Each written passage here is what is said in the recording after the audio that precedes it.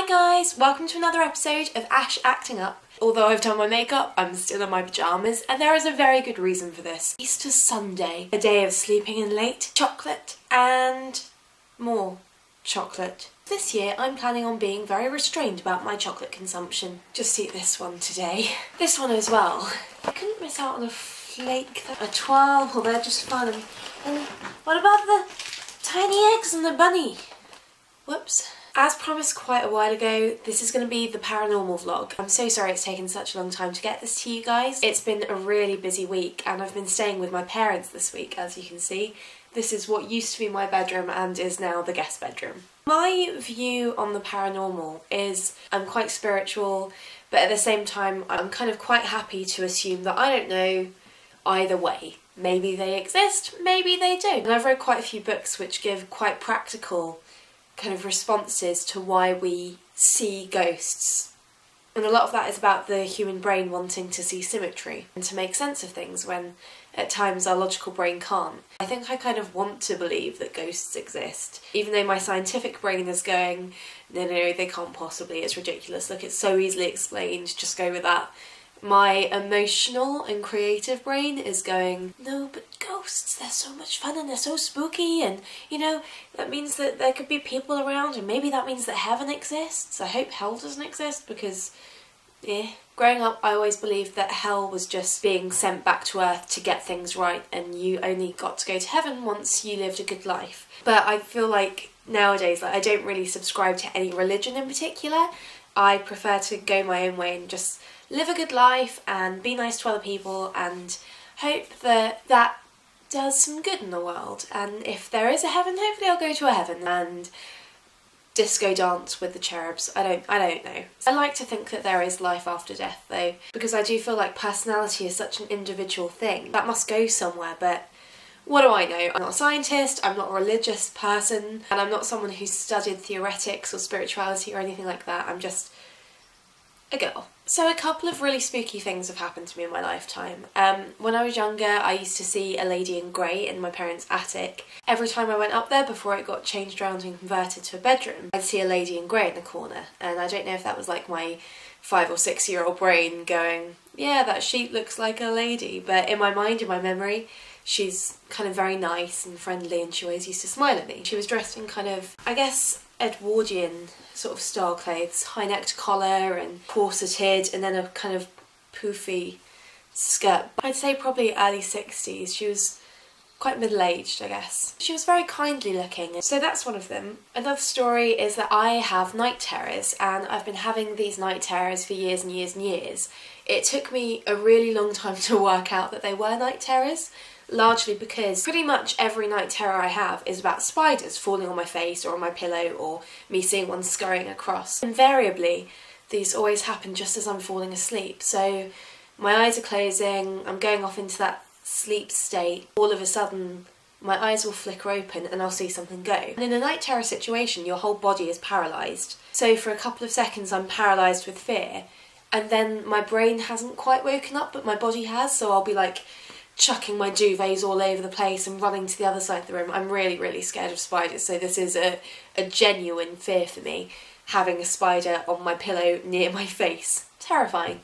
And apparently I used to wake up my ex by shaking him and going, ah, and then making up words because my mouth wasn't working and my brain wasn't connecting to my body. Once I woke up, he was still awake and I was like asleep on his chest, and apparently I woke up, pointed to his chest and went, Malteser scorpion! However, there was one time when I didn't dream about spiders, and it also wasn't straight after I'd gone to sleep. And in fact, I would say this was probably my first ever night terror. Part of me doesn't really think it's a night terror though, because it was so intense and I've never had anything like this since. I was having this dream. I was about, I guess, 7 or 8, about having a sleepover in my cousin Nikki's back garden, and in the dream we were sleeping in this big double bed in the garden. It was a bit weird. She had this pond, but it was a really still, quiet night, and you could see all the stars in the sky very clear. My cousin had already gone to bed, and I was looking in this pond in her garden, and it was very still, and you could see all the reflections in the pond.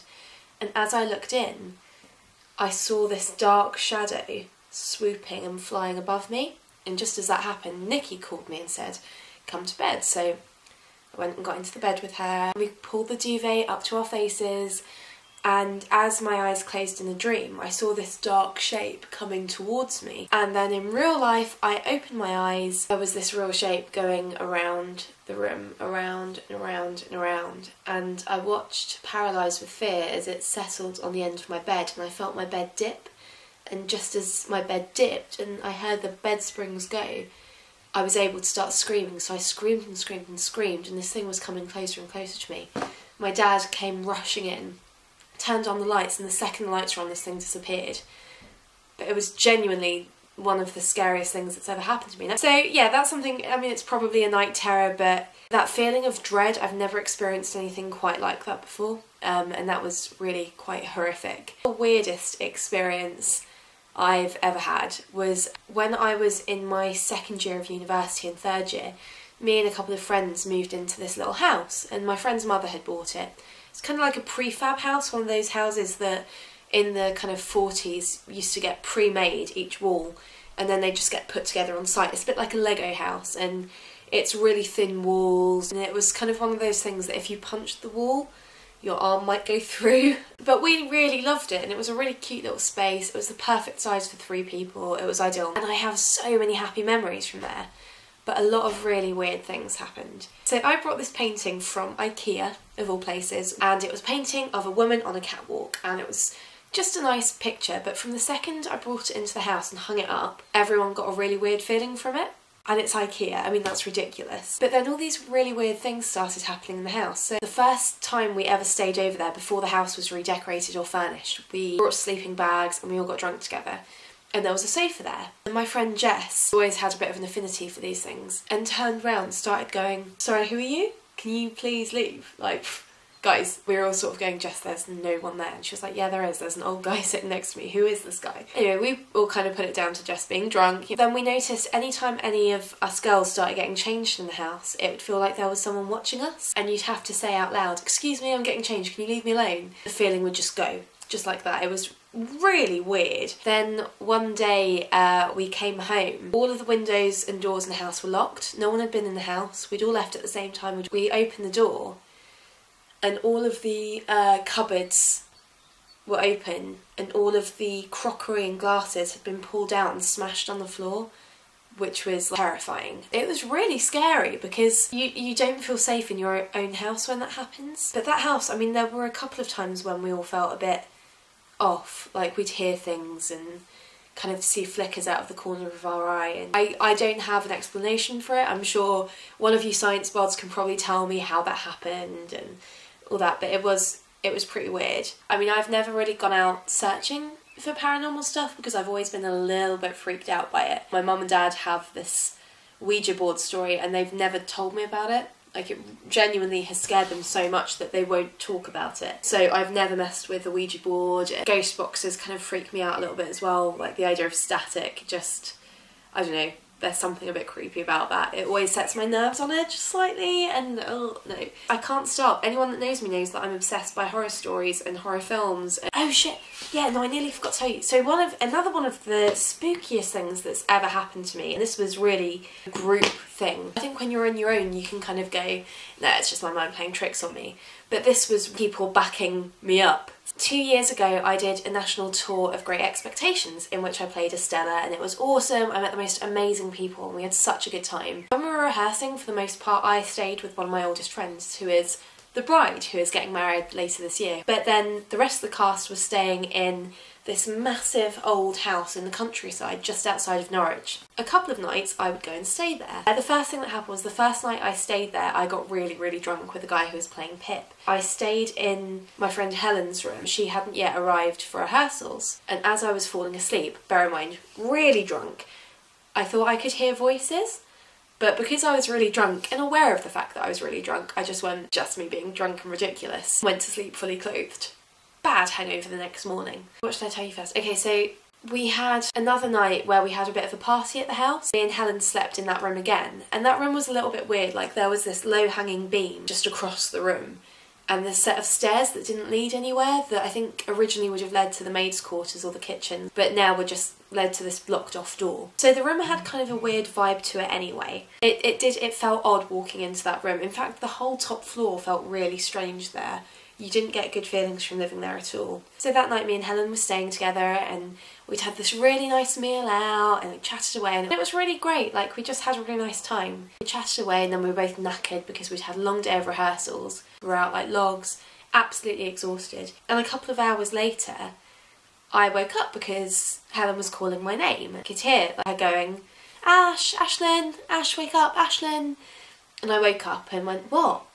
And Helen was asleep, and I heard it again, and it wasn't coming from beside me, it was coming from the other end of the room where the stairs were. And I genuinely like freaked out. I did not want to get out of the bed, so I just pulled the duvet over my head, because everyone knows that the way to save yourself from spooky things is to hide under your duvet. Ridiculous. So I kind of thought this was just me. Then one of the other cast members was downstairs sleeping on the sofa, because they used to rotate rooms around quite often. He was lying on the sofa, we were all asleep, and all of a sudden he had people on the stairs having a bit of a party, running up and down the stairs, chatting, giggling. And he was like, "What the fuck are they doing awake at this time? This is ridiculous." He went over, opened the door, was about to go, "Guys, can you shut up? You know, it's like 2 in the morning. And opened the door and there was no one there. No one, and the sound stopped. He went back into the room, closed the door behind him, and as he was walking back to the sofa, and he closed it tightly and everything, just as he sat down, the door swung open and hit the other wall. There was one night when we were all watching a film there, and I had to pop to the loo, and the loos are in really weird places. I think pretty much all of them were en suites, but I went upstairs and had to cross through someone's bedroom to get to the bathroom, and I got this feeling of like absolute fear and dread, like if I didn't get out of that room something awful would happen. As I left that room, the door started swinging closed. Really creepy, really creepy. I've got a couple more stories up my sleeve, so if you'd like to hear more of these, please like the video and comment below. I'd love to hear some of your ghosty stories as well, so please list them in the comments. But yeah, I hope you've enjoyed today's vlog, and from Ash Acting Up, happy Easter, and over and out.